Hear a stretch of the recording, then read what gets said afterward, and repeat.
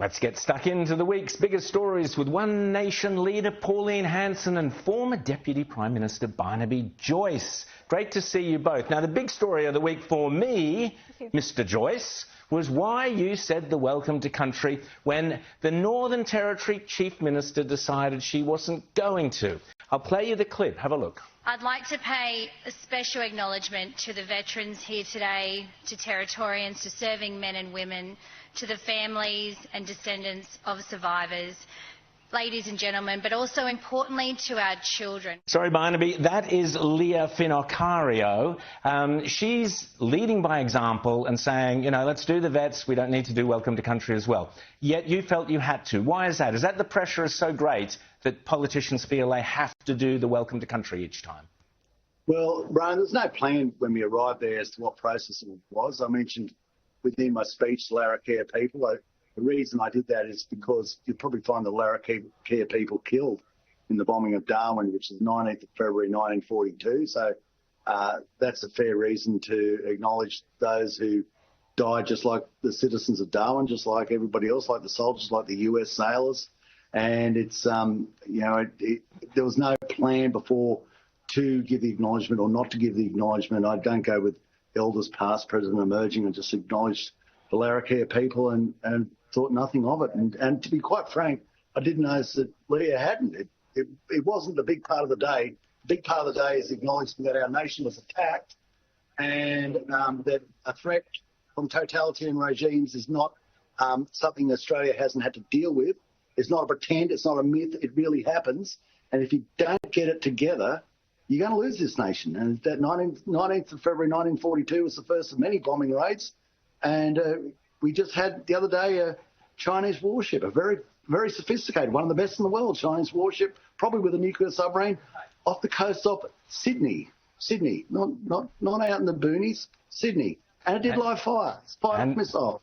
And presumably there were no welcome to country ceremonies out on those Chinese warships. Pauline... Well, if they get their way, Ryan, we don't have to worry about welcome to country anymore because we won't own the country. So, Pauline, let me flip it on its head. Is the pressure just so great now that, as Barnaby says, it's just kind of you're expected to do it, it's like saying g'day, it's like anything. Welcome to country is now so ingrained that it never occurs to anyone not to say it. Is this the best way of kind of leading by example, that perhaps we should all just be one nation, the Australian nation?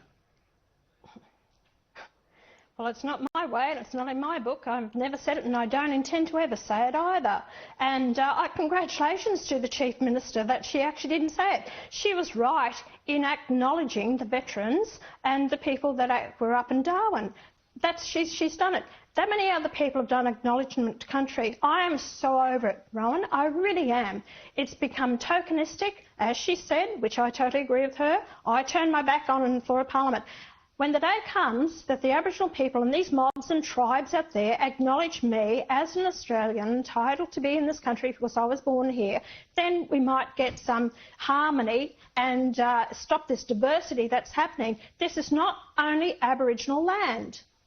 So until they acknowledge myself and other Australians born here and those ones that have come here from overseas, we're going to have ratbags like Lydia Thorpe still pushing her own agenda, divisive, antagonistic, and until we actually stop it. We're just going along with what they want and with this welcome to country and all the other BS that goes with it, and I'm so over it.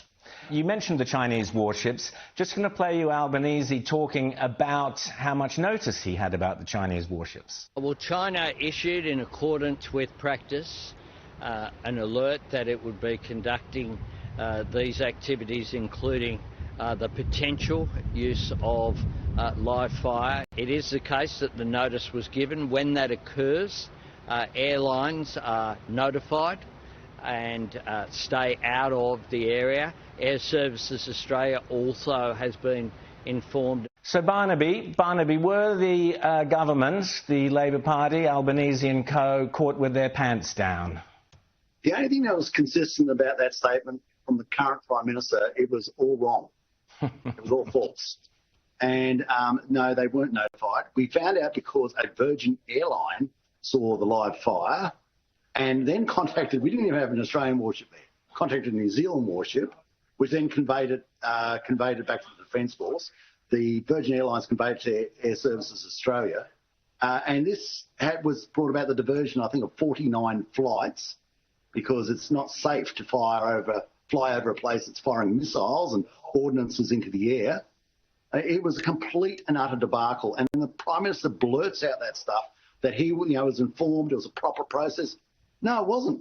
No, it wasn't. It just wasn't. And it's a real wake-up call to Australia. That was a real, the Chinese Communist Party saying, hello, Australia, be really careful of how you act around us. We're the big boys in the block, and we should just focus on one thing in this nation, and it's not intermittent power, and it's not gender equality, and it's not gender fluidity. It's becoming as powerful as possible, as quickly as possible, so your children are safe. Because if you get this wrong, forget about welcome to country. There's no country to welcome to. You don't own it anymore. Absolutely. Forget about your nice house in the eastern suburbs. It's not your house anymore. Forget about your super. It's gone. Forget about your children. They could be dead, or there's no future for them. Focus on that.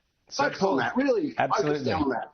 Pauline, very quickly, you've been warning about the threat of China for years. Did you ever think you would see a Chinese warship off Sydney firing ammunition?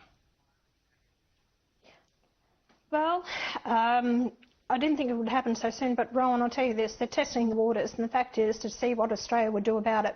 If Australian ships were up in Chinese waters, they would actually have their fighter bombers going over the top of them and seeing what we're up to. This is not on. They're circumnavigating Australia, what I understand. Has the Prime Minister told us that? Not to be concerned about it.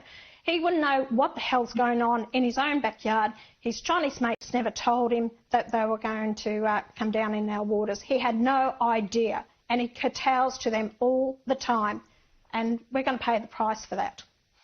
Absolutely. Thank you both, Pauline Hanson and Barnaby Joyce, for coming on The World According to Rowan.